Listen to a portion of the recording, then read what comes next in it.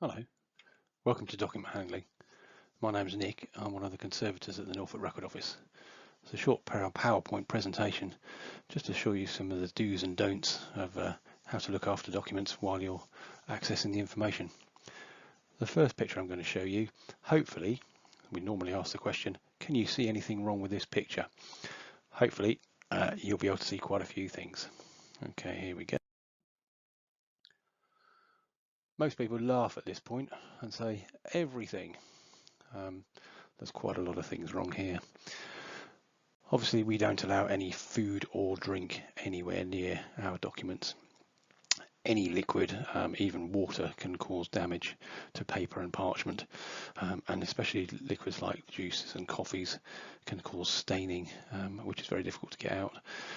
Food, well, there's lots of different things in food. There's fats and sugars and things like that. So the fats obviously get onto your fingers. They can stain the pages of the paper or the parchment. Sugars and bits and pieces like that can get into the creases of books and become food for insects, which then find the object more attractive and move in and might even start eating the document. So we don't allow any food or drink anywhere near our documents. I can see somebody holding a cigarette there in this picture. Obviously any flammable materials, matches, cigarettes, things like that we don't allow. Also in this picture we've got pens. We would not allow anybody to use a pen anywhere near any of our documents. Basically it can leave a permanent mark on the document. So if you're taking notes, we would advise you to use a pencil rather than a pen.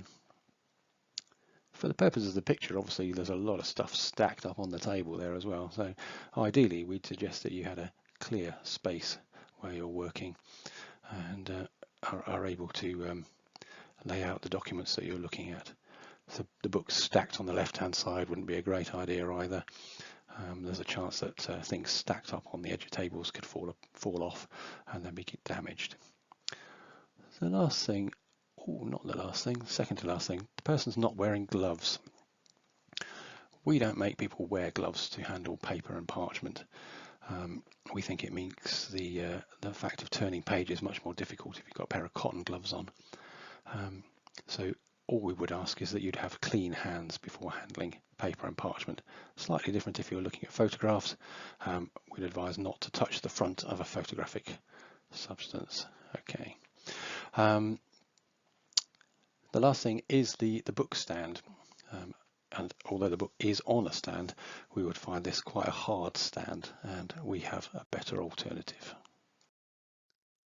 Okay, so this is the Norfolk book sofa, and basically it's a soft cushion filled with beads, like a beanbag, which means you can adjust the shape of it. As we look at the Norfolk book sofa here, you can see that it forms a V shape in front of you. From the side, if you were sitting at the left hand side here, you can see that it slopes downwards towards you. So what this means is that hopefully this should support the book however you've got it on the book sofa. So if we look at this picture here, we can see that the whole of the boards, the front and back boards and the spine are quite nicely supported by the book sofa. Okay, that's fine as long as you've got it open right in the middle of the book. But what happens if you're opening it at either end of the book? Obviously the shape of the book is slightly different. Well, because the cushion has beads in it basically, you can shuffle those around and change the shape of the cushion so that it's still supporting all of the boards of the book and the spine even in this position. Okay, what you can see of course is you've got a page that's flapped up there because that's not being held down. So what we would suggest is that you use some of these lead weights. They come in various different sizes and they can be draped over the edges of the book, the pages, and keep it held down. We wouldn't suggest that you leant on the book to hold it down while you were reading it, or that you ran your fingers along the pages or anything like that. So this is the best way of doing that. You can see in this picture that the edges of this book are very fragile. So obviously you would need to use extreme caution when turning the pages of this book because the pages are quite brittle and they're actually acidic. which means that, if you were to fold over a corner of this book, it would fall apart. So opening a document, it's important obviously that you've got the space to open it, you've got your clean hands, and you've got the weights that you're going to use to support the document open with you and next to you when you begin. I suppose the most important thing really is to look at how the document has been folded. If you just start yanking it out of the corners, then you could cause problems. It would have been folded in a specific way, and it needs to open in the reverse of the way it's been folded. We find it useful to put some weights on to hold things down while they're being opened. It may be that, this is actually a piece of paper, but it may be a piece of parchment which has been folded up for 400 years, and it has quite a springy effect. It might not actually want to open very well. So if you put the weights on either side of this as you're opening it, it will help. And then each time you open it up, you need to support the back of it and to hold the weights down again to hold it, to stop it from springing about. Finally, once you've got it open in its final position, then you'll be able to access the information that's on there. Obviously, the reverse of the process would mean taking the weights off before you started folding it up. It's very important, obviously, not to leave the weights in the document when it goes back into the strong room. You'd think that would be obvious, but we have actually seen that. Opening a map.